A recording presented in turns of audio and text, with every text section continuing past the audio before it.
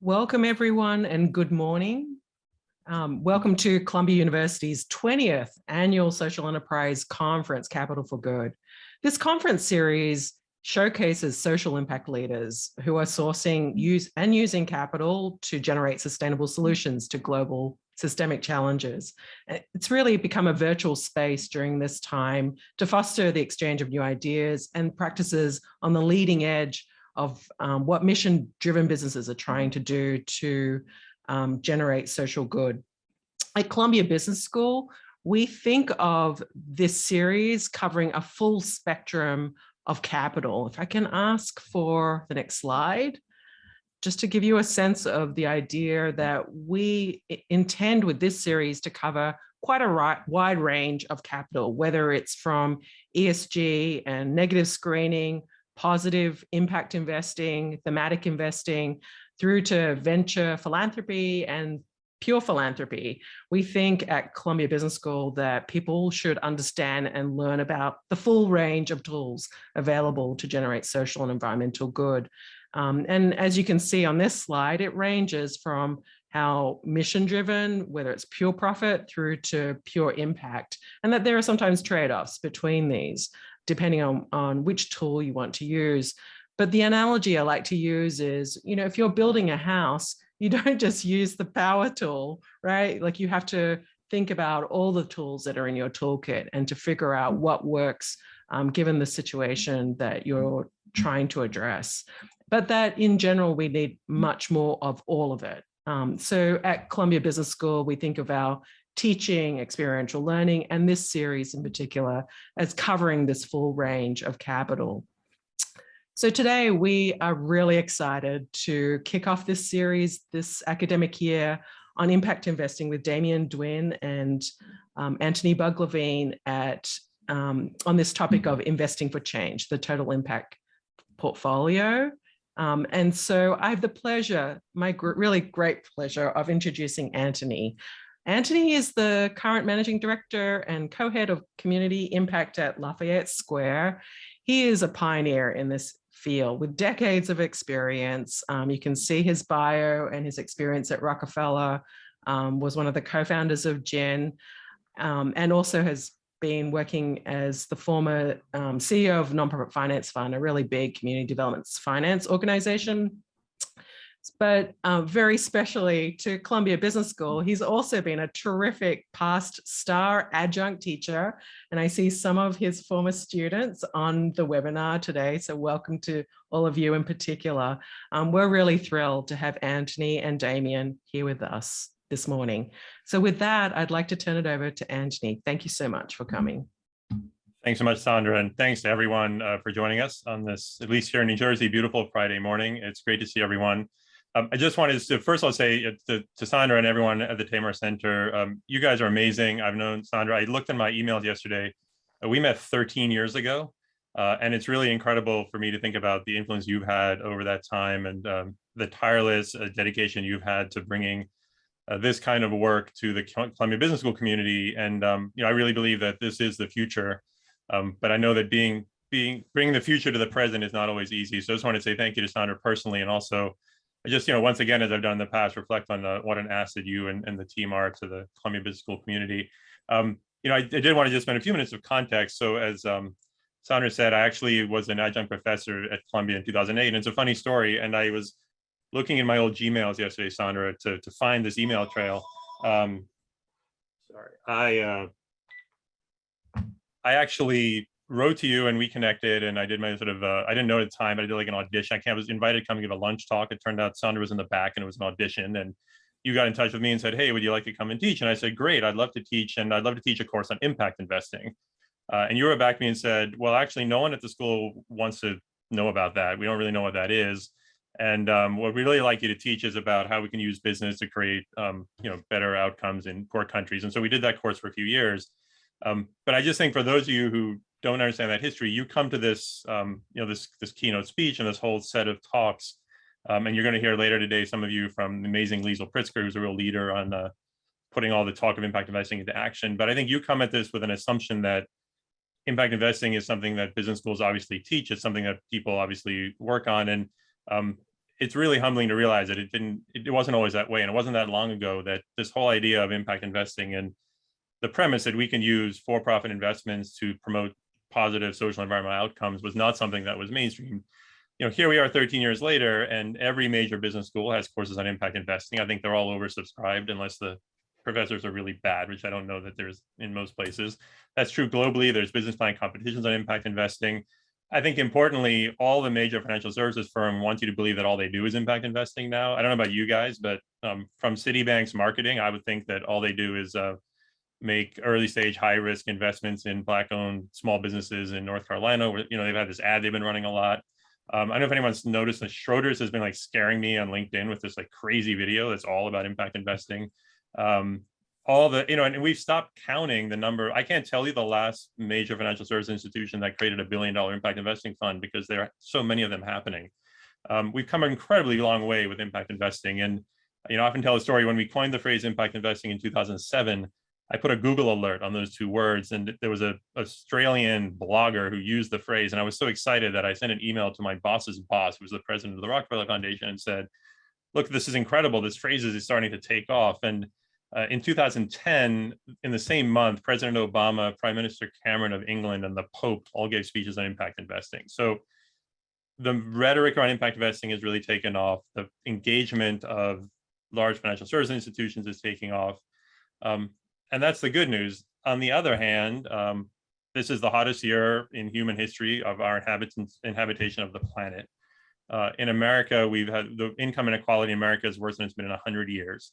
As we come out of the pandemic, it's pretty clear that the last 18 months have in many cases destroyed the gains it took 10, 15 years to build on things like closing the racial outcome gap for third and fourth graders in terms of their preparedness for school, in small business and wealth creation for people of color in America, destroyed over the last 18 months disproportionately, their businesses collapsing.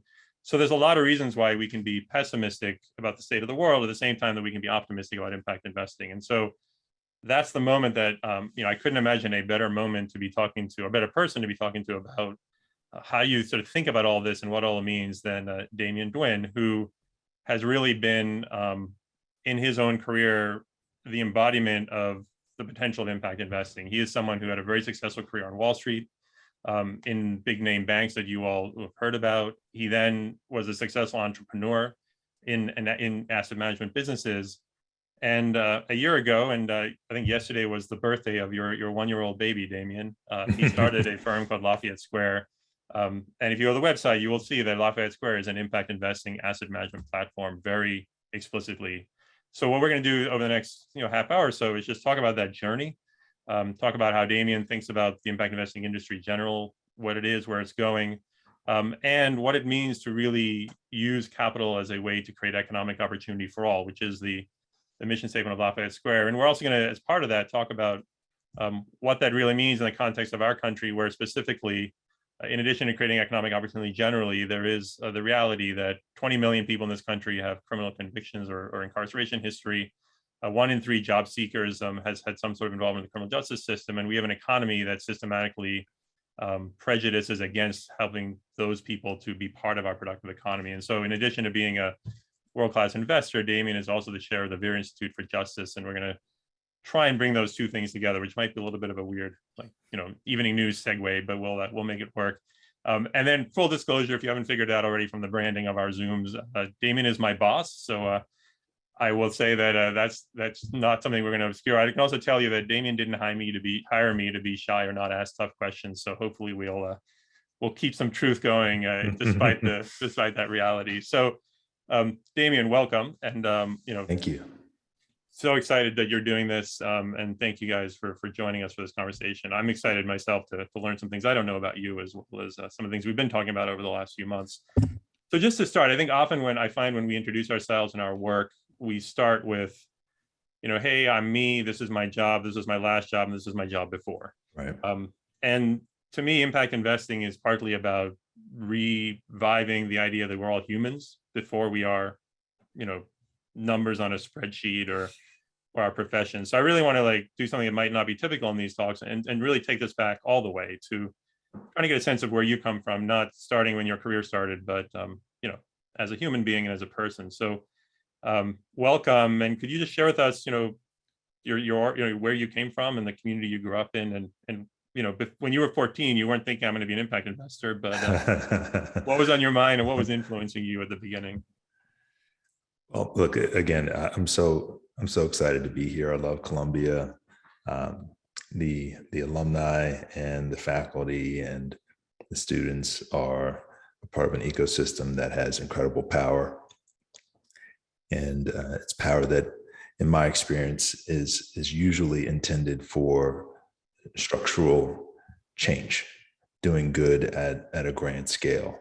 I was born in Washington, D.C. in a one-bedroom apartment. My dad, a bus driver for the local metro in D.C., and my mom, born and raised in Southeast D.C., a federal government employee. She wound up working 40 years as an urban planner, historic preservationist for the federal government. So I was an only child. To your point, Wall Street was not a consideration. For me, the really big breakout at the outset was going to boarding school, trying to be like my uncles, who were my early childhood heroes. They were revered in our family because they were educated and good men. One uncle went to Williams, the other went to Princeton, and this is coming out of a really bad situation. My mother was one of 7 kids in Southeast DC in a rental house with 1 bathroom. My grandmother, who raised the family, was a maid, and interestingly, the family she served were big on education. So in 1968, she stumbled upon an opportunity to have one of her sons go to boarding school. And in 1969, he wound up desegregating a very southern prep school in Virginia that I ultimately went to as well. So I was the first Black legacy at this school, founded by Confederate soldiers in 1889 to educate their kids during Reconstruction. It's one of these things where I just wanted to be like my uncles, and I knew that. DC is a great place to raise children. It's a great place to be from, but it is very much a bubble. And going away to school got me out of that bubble. And while there, I first heard the phrase investment banking. One of my classmates was the son of a famous banker who's become my friend. The dad, Erskine Bowles, who founded a very famous shop called Bowles Hollowell, which he sold, served on the board at Morgan Stanley, board of Facebook, worked in government, trying to pass some historic legislation. Erskine's a friend now, and interestingly, he's very focused on doing affordable housing down in Charlotte. He ran for Senate in North Carolina and thinks deeply about capitalism in the community. So it's interesting how in 1989, 1990, when I was a 14, 15-year-old boy, I meet this man and say, wow, I think I'd like to be an investment banker too. I'm 46 today, and look at how our paths have crossed yet again. That's how life goes. It's very poetic. Yeah, and I mean that's really powerful. And when you thought about being an investment banker, when did you? I mean, there's the career path that says go to a good college, get a good internship, or and then make it through the ranks of a big named banking firm, and you did that. But you also were an entrepreneur. I think it's not typical for people who have the opportunities to ride the wave to managing director at Goldman Sachs. And how did you think about that in your own life? So where do you think you had the motivation to say, I don't want to just take the safe path, but I want to actually start something on my own? I've always been an entrepreneur. I think because my dad made $40,000 at his peak. When I signed my first contract at Solomon Brothers in 1996, fall of my senior year at Georgetown, it was $35,000. So I sort of felt like I was pretty competitive with my dad, like right out of the gate. And I liked my lifestyle as a kid growing up in Washington. We were working class, but I didn't want for anything. And I always viewed my career as a chance to really swing the bat. I see a couple of my Georgetown classmates in the chat. I think we were trained in the undergraduate business program at Georgetown to think deeply about how to align our values with our business careers. And this whole notion of being men and women for others was imbued in every part of the curriculum and things we were doing outside of the classroom. In the end, I never feared success or failure. I really wanted to just do things that I felt passionately about, where I can make a difference and be around smart people. And it doesn't hurt that I showed up in 1997 as a bubble and the financial system was expanding. And I got to ride that wave, first at Solomon, then at Goldman for 6 years in New York and London, and ultimately, at Credit Suisse, where I ran the special opportunities business and was there for the bubble bursting, which turns out to have been the first big opportunity in my career and critically important to Lafayette Square, because when we were in quarantine for COVID, I had a visceral reaction. It reminded me of GFC so much, and I knew the playbook from 2008 to 2011. And I felt like we were living through a mini version of that in 2020. So we're going to make this an acronym-free zone. GFC is a. So to remind you of GFC, what is that?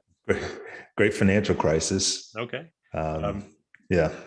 Yeah. So talk more about that. So you were successful, in Wall Street. Then you were successful running, as an entrepreneur in Wall Street businesses.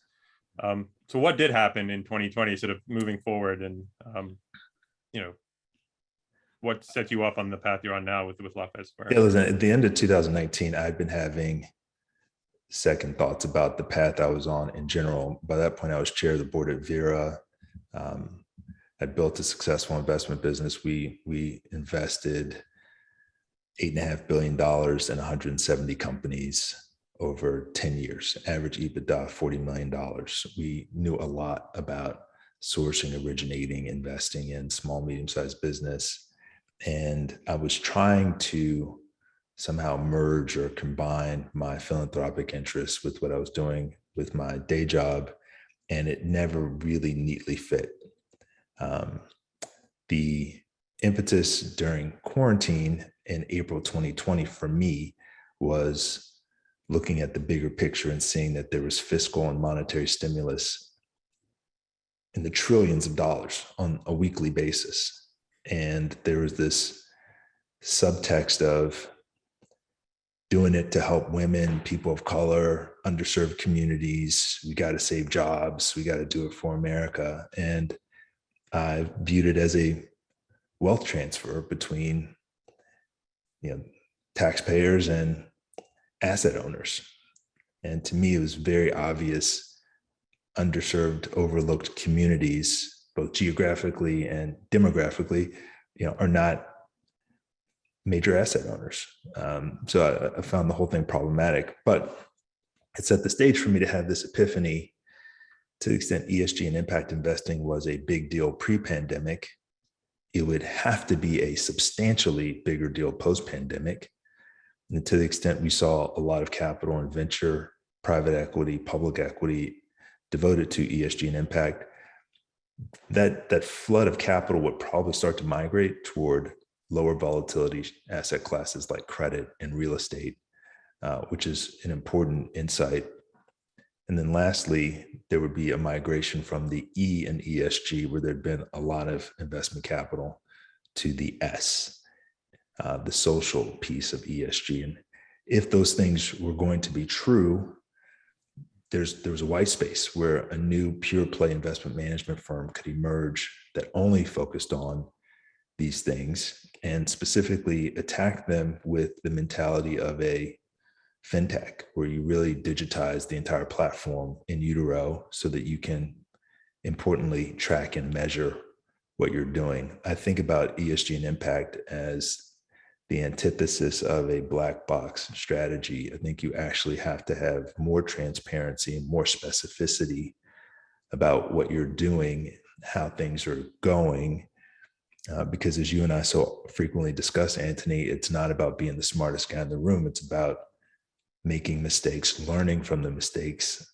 evolving, adapting, adjusting, sharing information, bringing more people into the movement. This is not about information asymmetry or arbitrage. It's about impact on human beings. How do we drive change in low, moderate income areas? How do we actually measurably help people who are so often under the boot of the system? I think it can be done. It just takes a combination of technology, services, and balance sheet at industrial scale with the same intentionality you would think about running a public company. Yeah. So just thinking back about, so you're, April, March the pandemic hits, April, you're home like along with everyone else. You have this insight into these macro trends and the opportunities they create, not just for financial return, but also for impact. Right.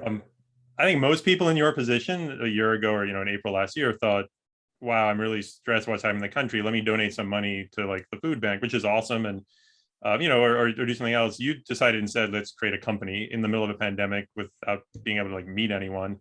Right. And you've been able to set up this business really quickly. What do you attribute to that expected growth? And I know you sometimes refer to it as science fiction, the speed at which this thing has come together. It wasn't science fiction; it happened here on Earth. So, what do you attribute to being able to do this so fast? Well, let's give some context, Antony. At the moment, Lafayette Square is 84 professionals, 50% women, 50% people of color. We're in 15 states. The business is entirely virtual. Our personnel come from philanthropy, but mainly the investment management industry. And it's a sight to behold in the context of going from 0 to 100 during quarantine. Our 1-year anniversary is this month. So as you said in the opening remarks, we're an infant in terms of our corporate history, yet because of the pandemic and because of work from home and the ability to do business without getting on airplanes, the density and the productivity and the specificity has been enormous. 100%, we needed $100 million of working capital, which is what I raised from Morgan Stanley before opening our doors. And the money helps, but the money with a bad culture, the money with a bad business plan does you no good. And we have been so enriched by our people and their commitment to the mission.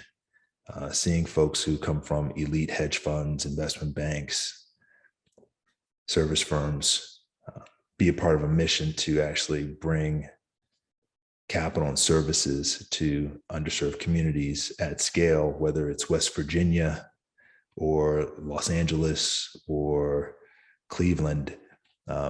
It's a really special thing to be a part of. And for most of our colleagues, they've never been in an environment that was digital at this scale. How could they? And for most, they've never been around this many women and people of color in every facet of the business with no straight A's on their resume, so to speak.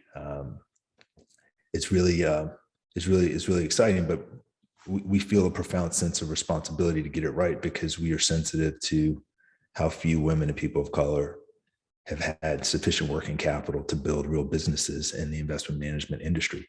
We're coming off of earnings season for the alternative investment managers and the BDCs. And when you look at the scale of these enterprises, it is very hard to show up as a de novo enterprise and compete in this business. It's very, very hard. This is a multi-trillion-dollar industry, in my view, now dominated by oligarchs. So to be a challenger in the business requires hyper differentiation. We think what we do in an ESG impact context, and specifically that we are place-based, is a part of that differentiation. But I would say the primary form of differentiation is our culture. Yeah. So talk a little bit more about that. You mentioned that the firm has a target and a mission and a strategy around the diversity of the team as not something that is about checking a box and reporting, but it's actually a core differentiator, as you mentioned. You know, half the team women, half the team people of color. What is the value of diversity on those dimensions as well as the other dimensions you know, from a business perspective and from an impact perspective? Yeah, so I'll tell you something. I'll tell you something that's obvious, but what most people don't verbalize. One of the challenges in the ESG impact world is this tension between natives and tourists. If you try to do ESG and impact off the side of your desk as a side hustle, I think you set yourself up for failure. If you are all in, you are perceived to be taking all sorts of risk. And that bias against being all in speaks to some of the underlying problem. People have assumptions about folks who only want to use capitalism and finance in a way that is constructive for society. Compare and contrast that to this conversation about how hard it is to pivot an existing business into this work as opposed to building it purely for the work from scratch. And now let's juxtapose that with pivoting an organization to 50-50 women, 50-50 people of color.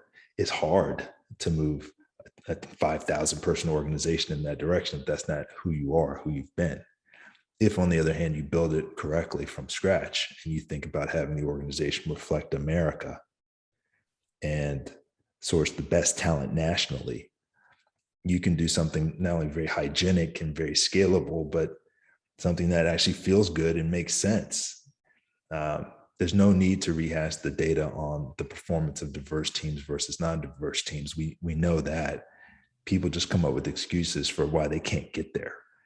And we looked at this as an opportunity to get there out of the gate. I would also compare that to how we thought about technology. The notion was, let's not get mired in spreadsheets at the start of this business. We got to digitize this thing. We have to think about how to serve clients, whether they're $10,000 investors or $10 billion investors, with the same quality and controls and specificity across all of our solutions. Because I don't think you want to be in this ESG impact world if you are not transparent and market leading in how you track and measure impact. And that's a data conversation, which people sometimes tiptoe around. You can actively track and measure how you are showing up and making a difference in communities when you use your balance sheet, but you have to be set up properly going into it. So I just would love to build on that and talking about your view of the impact investing industry. And again, I started by saying, you know, we coined the phrase in 2007, we launched the Global Impact Investing Network in 2009. In 2010, we got this take up.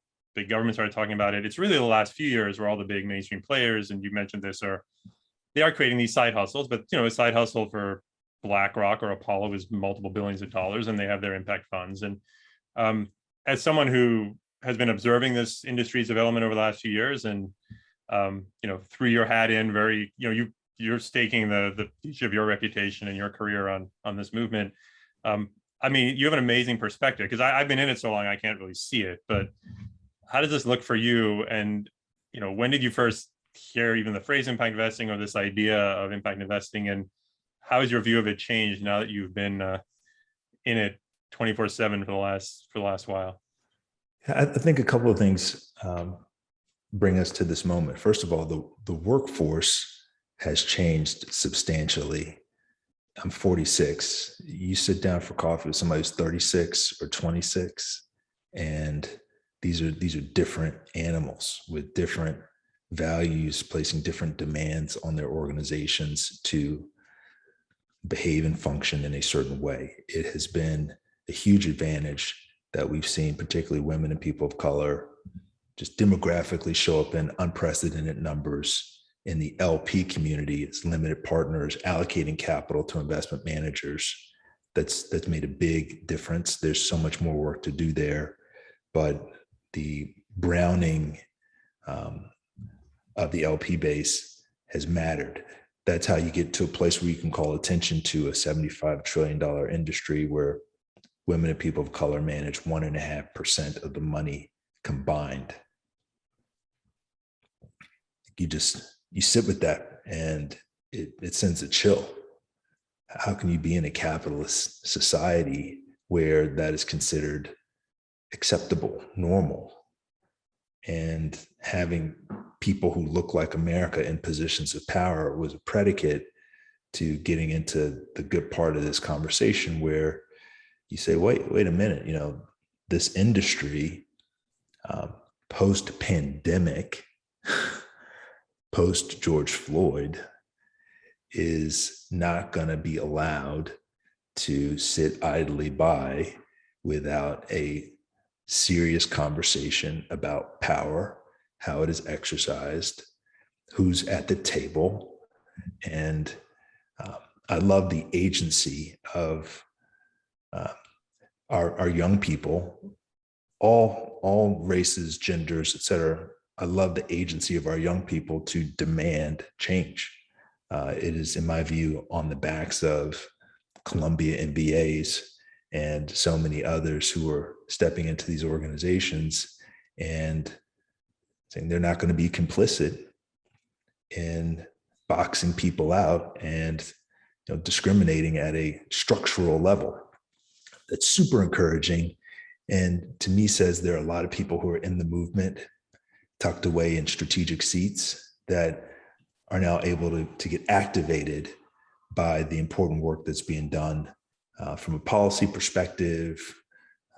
Think about the incentives that the government is coming forward with in this new bill. It's a once in a generation conversation. Again, trillions of dollars being tossed about, but the stimulus for renewables, just to pick one example, bringing solar to low moderate income places at a national scale, unlike we've ever seen before, using taxpayer subsidies. That's really important work that's going to change quality of living and hopefully pay a living wage to a lot of Americans who right now are stuck. This to me comes back to my childhood and the way I was raised in DC. Can you afford to go have pizza on Friday night? The basics. 40% of Americans don't have $400 of cash on hand for an emergency. It's 40% of a country. We're not seeing enough job creation and appropriate services and resources delivered to human beings in our communities. And I think capitalism can play a role. I don't think government is going to be the only answer. I think the private sector can do a lot. I think the private sector wants to do more and is now getting pressure from young people in the workforce, which is really helpful. And as the investment industry reforms itself and sees that you can make market rate returns while also making a difference, I think there's huge opportunity and something that hopefully will carry me through the end of my career. Yeah, and just to put a pin on what you said, 1.6% of all assets in America that are professionally managed are managed by women and or people of color owned firms. Those groups represent 72% of Americans and 95% of humans. So I just want to put that in perspective with the numbers. And it also goes back to something around the concept of impact investing. When we coined that phrase in 2007, we were very intentional that it had two components. We wanted to hold both. One was a movement to unlock more capital for impact and creating funds and other investments that would move money into those businesses and organizations whose purpose and success was both generating financial return and improving lives and environmental conditions. But there was another meaning to the phrase impact investing that was about impacting the way the investing system worked. And I think we've always held within the impact investing movement both of those views. There are some people who say, hey, capitalism is great. It's the greatest thing ever. We just need to make sure that more of it gets steered toward, more productive businesses. And there are other people who say fundamentally, we have to change the way that things work. And I think within the impact investing movement in the last decade, we coined the phrase in 2007, there are fewer and fewer people who think that we just have to unlock capital for impact. I think especially with climate change becoming so prominent for people who are looking ahead, there's a recognition that there are some fundamental aspects of the way the financial services industry works that have to change. And you highlighted in the US, a very stark inability. I mean, I wouldn't say it's about diversity, it's really about inclusion, and it's an inability to tap into 71% of your country's skills when you look to who wants to manage your money. It just seems like a really bad way to run any industry. What do you now think about the impact investing industry that's different than what you believed a year ago when you launched the firm, or a year and a half ago when you first committed to doing this? Look, interest rates are at zero, and most endowments and foundations made 45% returns last year. The mean return for ENFs was in the 40s last year. The amount of wealth that's been created as a result of the fiscal monetary stimulus by the Fed is astonishing. And the gap between rich and poor is substantially worse now than it was heading into COVID. So I think a few things are afoot. Number one, retail investors are a sleeping giant that are starting to ask the question, not only what can we do to be a part of the solution, not the problem, but how's our money currently allocated? Am I investing in things that align with my values? The investment management industry is betting on retail on the go forward. When you look at the strategy being articulated by the top players in alternatives, managing $250 billion to $1 trillion of capital in the alt space, the high fee paying stuff, and they're all telling you every way possible they're betting on retail. They want to bring private equity and hedge funds to my bus driving father and my government working mother hitting their 401ks, because that's their new gold mine. And if they had their druthers, they would charge 1% management fees on permanent capital and get 25 times multiples from shareholders. That's the big movement. So the question is that sleeping giant in retail going to demand having a different ethic from their managers, or are they going to live with status quo about combining businesses, firing people, slashing, repeat? I don't think that's going to be the movement. I think we can and have some integrity about helping human beings. I think we can do that across asset classes, not just venture, PE, and public equity, but we can also do it in places like credit, real estate, renewables, where the return expectations can also be rational. You make somebody 10 to 12%, 8% in a community investment that creates jobs and brings services to the underserved. Why isn't that interesting? Why are we going for the latest crypto fund with tax subsidized dollars in the endowment and foundation space, or with pension money, doing things that misalign with the interests of our community and the needs of society? So I'm also a big believer, Antony, that people will look back on this 2020 to 2030 era as a giant pivot to place-based capitalism. People aren't talking about it a whole lot yet, but I think the conversation is coming. I think Joe Manchin, for example, is teaching people a lesson. There's nothing like the power of going home and being able to explain how you defended the interests of home against all comers. That mentality and that approach is going to show up in spots all around this country, where I think we get to a place where folks say, I want to invest in opportunities that speak to my community.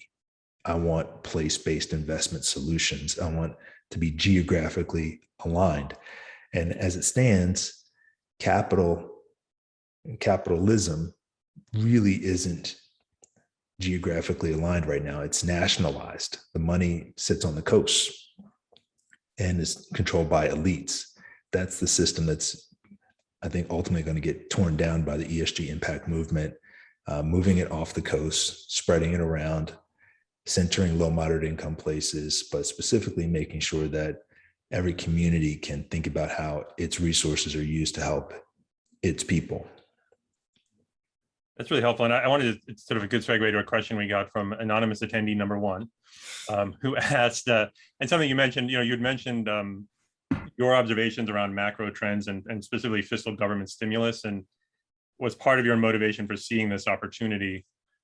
Stepping away from that specific moment and thinking more about the impact investing industry generally, how do you think about impact investing as a complement with government? I mean, one of my frustrations with the industry is a lot of people are, especially on the West Coast, when you look at the VC world, are attracted to the idea that impact investing is a way to work around government. They're sort of libertarian instincts. They say, that government stuff is messy. We don't really fundamentally in our core like the idea of representation or democracy, frankly. And so let's use impact investing to solve problems because we can then replace government. And I don't think you have that streak, but I'm just wondering, where do you think about the industry generally and how it interacts, how it does, and how it should be interacting with government policy? Because we're not going to address the issues I mentioned, climate change, racial wealth gap, with investing alone. I mean, challenge me if you disagree, but I think we're going to need all hands on deck, and government's a part of that. So how do you think about impact investors working with government?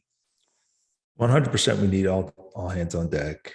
The levers that will get pulled, which scare people the most, relate to tax policy and what incentives we provide to people. It's telling the power of the lobby in the alternative investment space to protect carried interest and some of that stuff. And it's also telling how there are debates and arguments sometimes about how subsidized our activities should be in things like electric cars or solar. But what's happening is the voter base is becoming more sophisticated, more accepting of the return on investment for supporting this transition of capital and policy to a world that just acknowledges the science, and more specifically, here's the voice of young voters who are saying enough. You just can't imagine the media attention around COP26 being anything like this 5 years ago, 10 years ago. I mean, it's incredible, the media coverage. People are focused on world leaders gathering to set real goals and report their progress toward achieving those goals. That's incredibly powerful. I mean, if you think about it, of all the accomplishments and contributions of the ESG impact community to changing outcomes, the setting of clear and specific goals and the elevation of these conversations on a world stage is a massive win. And I think this ball is going to be carried by the next generation. A lot of folks who were obstinate are aging out. You're sounding like an old man, Damien. You're younger than me. This is killing me. Yeah, listen, there's a passing of the baton, and all the demographics are in our favor in terms of the ESG impact community to do this. The issue is we don't want to pivot too far to the left in such a way that we lose the coalition. I think we want to create a big tent, avoid third rail issues, and let's take wins where we can get them. Let's make money, and let's sometimes have a conversation without having a conversation. And I think that is very much a part of how we built our success and where I think the industry's headed. It's funny. I've been noticing when I do calls with our colleagues at Lafayette Square with people, our partners who are not in the financial services sector, but who are in the impact world. And I am having to remind myself that there's such very legitimate skepticism many of them bring about bankers and investors. And I think as impact investors, we assume we show up with a white hat on and we're these white knights and, we're the good guys. And just, it's interesting to always remember, as an impact investor, in a way, you're going to be stigmatized from both sides, right? The people on the left are going to say, hey, you guys are these scary bankers, we don't trust you. And then mainstream people are going to say, you guys are these like hippies who are trying to make our lives complicated by saying we should focus on impact. So it's just an interesting realization that when you're trying to do something new, you've really got to be self-conscious of how you show up. I did want to return to another question. And if this is the Nate Wong from Georgetown, I wanted to prioritize this question. I know you and your love of all things Hoya. Hoya Saxa, that's right. I saw Deidre in the chat too. We were in freshman accounting. That's awesome. There's some good Georgetown people out there. This is the Nate Wong, I think it is. He ran the Beck Center at Georgetown, another amazing organization. And he was asking about what you see as the most important levers to really push that reimagination of capitalism that you talked about. Is it going to be the diverse LPs that you mentioned, just naturally a different kind of person being in decision-making power? Is it this framing around place-based? And what are you seeing out there outside of Lafayette Square that are the kind of big bets and roadblocks that you think are the most exciting or things to pay attention to when it comes to realizing that vision you have of this decade being a transformative one for the financial services sector? Yeah, I'd say 4 things. Number 1, transparency. So this is not a black box. We're going to be profoundly transparent about what we do, how we do it, what works, what doesn't work. And I want to shock people with the transparency of the model. There's no fear of competition, which is a big, big deal. So start with be open. Number 2, you've heard from me, I think people are misreading ESG and impact and how this chess match plays out.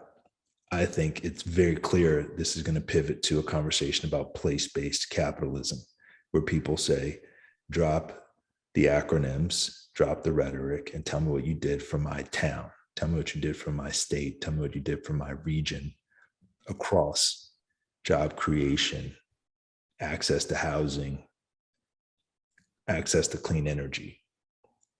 I think it's going to be a very specific place-based regional discussion. And as it stands, capital is not organized in that way. And I think that problem is going to get chipped away during this decade. The third piece is services. Getting people to a place where they recognize that the combination of capital and services makes impact will be one of our great contributions as a firm. If we can get the world to recognize the validity of our theory of change and graduate it from being a theory to being an actual practice, I'll consider that one of the biggest accomplishments of my career. You need to combine services and capital, and philanthropy and academia has a massive head start in thinking deeply about what services work and don't work. And I think your great work, our great work in academia philanthropy needs to be magnified by the capitalist system. It needs to be held up and dispensed in greater quantity. That's something we're working on day in and day out, and I think will make a real impact. The fourth and final thing I'll say is technology. You can't do any of this using legacy systems. You have to be really moving in the direction of artificial intelligence, machine learning, full digitization of the platform, from sourcing and origination, risk management, fundraising, distribution. It all has to be rigged with the latest and best technology. Otherwise, I think you're at a structural disadvantage, and specifically you put yourself in a position where you can't explain how you're making impact. And that ability to articulate what's happening locally by zip code is the future.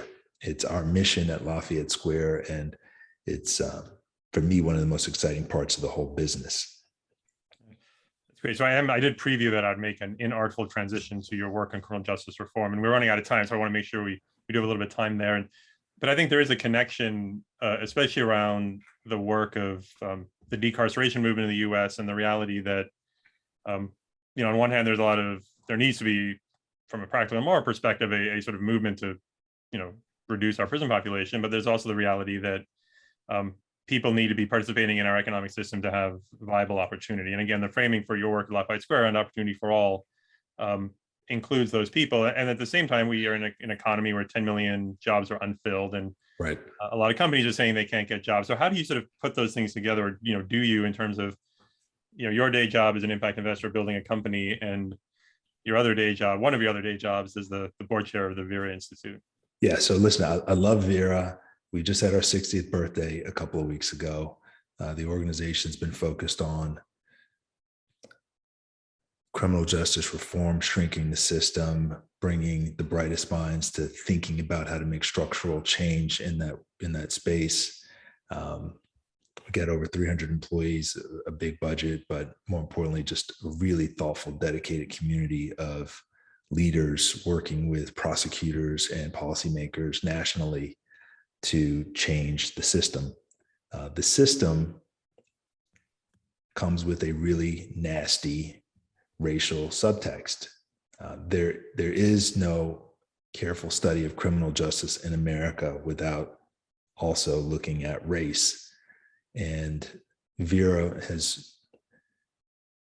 been studying this and talking about it. But of course, with the death of George Floyd and the summer of unrest, what was in some places considered a debate became widely accepted, widely acknowledged. We have massive racial disparities in our criminal justice system.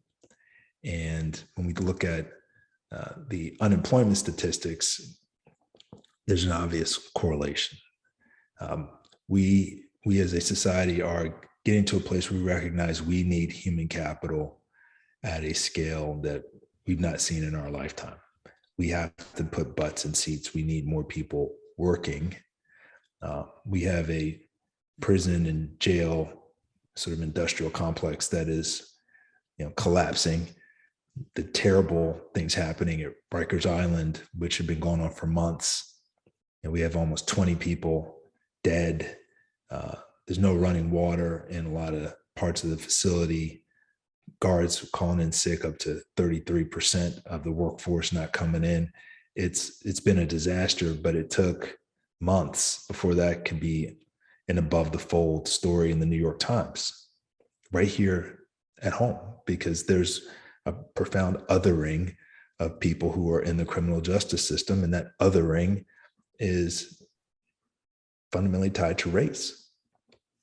So it's complicated work, which in a sense is becoming simplified in this new world order, in which, again, demographics are in our favor, and smart people, young people are energized to see that we spend our tax dollars more wisely, that we upgrade and improve the experience, including, for example, getting Pell Grants reinstated so that you could get a degree while you're in jail or prison. It makes sense. Why? Because you're employable when you get out, and you dramatically decrease the chances of sending somebody back.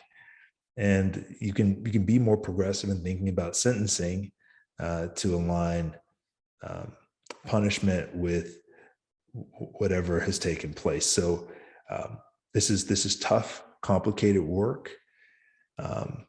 We need a functioning criminal justice system in order to have a society that works for all.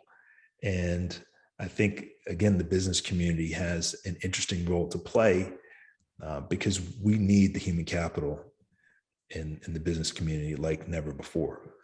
The pandemic has killed so many of our sons and daughters and loved ones. We need as much help as we can to build this economy back to a reasonable place where everybody can earn a living wage and have a path to financial safety and security. That prioritization of these human needs, financial safety and security, health and wellness, education, these are not purely government policy conversations. These are conversations that are happening in boardrooms and with management teams and HR departments in the private sector. We just have to connect the dots and get the left-handed talk to the right. And what is your sense of the moment? You said that there's focus on this, there's attention being paid, not just to talk, but to action. What do you think is reasonable to demand or expect over the next decade in terms of the changes that Vera and others have been working on that, have been pretty intractable for a long time. Well, in New York City alone, Rikers is closing. We're transitioning to smaller specialized facilities in each of the boroughs that will be managed properly. If you just pause for a second and say, what if government actually did what it was supposed to do? How much farther along might we be? That alone is significant. But we think the real power in the system where you want to focus your time and attention is prosecutors and judges, but especially prosecutors. Send people away for things that are so trivial and don't make sense, spending taxpayer dollars. And they're starting to get pushback from the base saying, why are we locking people up for things that are nonviolent crimes, but will cost us $40,000 to $70,000 a year to care for human beings in a way where we're actually not caring for them, we're abusing them. We're putting them in violent, dangerous, scary situations where there's no opportunity to heal. I care about us getting past this othering of human beings and finding a way to align policy and capitalism to treat people with dignity, all people with dignity. I think it's possible. I'm hugely optimistic. It starts with diagnosing the problem, and research is a part of that. But we also need to have some applied science where people can see, hey, you can do a leveraged finance transaction that also provides incentives to treat your workforce better. And why don't we do more of that? Hey, you can invest in real estate, make a buck, but also treat your residents with an experience that puts them on a path to home ownership instead of being renters for life, and helps them while you still get paid. I think all these things can sit at the same table. We just need to take it step by step. Yeah. It reminds me, I think it does bring these two ideas together. There's a sermon that Dr. King gave sort of before he was very famous nationally, which is known as the tough minds and tender hearts. And what he said is we all need to be tough-minded and tender-hearted. And I think it's really relevant to impact investing. He said, what you've just been talking about, tough-minded is questioning half-baked solutions and easy answers. Mm-hmm. And I think on both the point about the criminal justice system and the investment system, we've inherited a system that imposes easy answers and half-baked solutions on us and says what is not possible, to challenge the way things are. And then on tender-hearted, he didn't say, be nice to everyone. It wasn't sort of this, he had an edge. He said tender-hearted is really simple. It just means to treat people as people. And I think even in the impact investing world, we often default to the things we've been raised to do, which is to treat people as inputs into a spreadsheet. We refer to someone as headcount or revenue, or, just always remembering that at the base of all of this are people. And I think in the work you're doing in criminal justice is the same thing. If you actually acknowledge the humanity of those people on Rikers Island, we wouldn't let what is happening happen. But similarly, I think, not to make too much of an awkward shift, I think on the investing side, if we really looked underneath all the numbers in our returns and our announcements and everything else and brought it back to the people involved, that would reinvigorate the whole enterprise with the humanity we need that we're talking about. So we don't have time to get to the other questions, but I did want to mention that Lafayette Square we're hiring. We have a small internship programs for those of you who are in school, or definitely check us out. Damien mentioned we're 84 people. We're going to be bigger, so definitely check us out for other jobs as well. And Damien, I'd love to. Sandra, did you want to close that up? Thank you, Anthony, Damien. This was such a terrific conversation. It touched so many of the topics that we care very deeply about, from not just impact investing, but humanity and mass incarceration, racial equity, but also a really optimistic kickoff to our series this academic year, that really we're looking at terrific leaders like yourselves who have solutions and are thinking about leveraging all of the strategies and skills and experiences that you've gathered over the many decades to finding really community-driven solutions. So thank you so much. You know, open invitation to please come again. We would love to hear as your work develops in this field, to learn more about your progress. Thank you all to the audience. I just wanted to give you a reminder, we have a break, but please join us again at 12 o'clock. We have a terrific second fireside chat with Professor Bruce Usher, welcoming Liesl Pritzker-Simmons, who's also an innovator in the impact investing space. So that'll be a terrific conversation. So again, thank you to everyone for joining us. This will be recorded and made available on our YouTube channel. Please follow us. And we look forward to seeing you in about an hour. Thank you, everyone. Thank you, Anthony and Damien.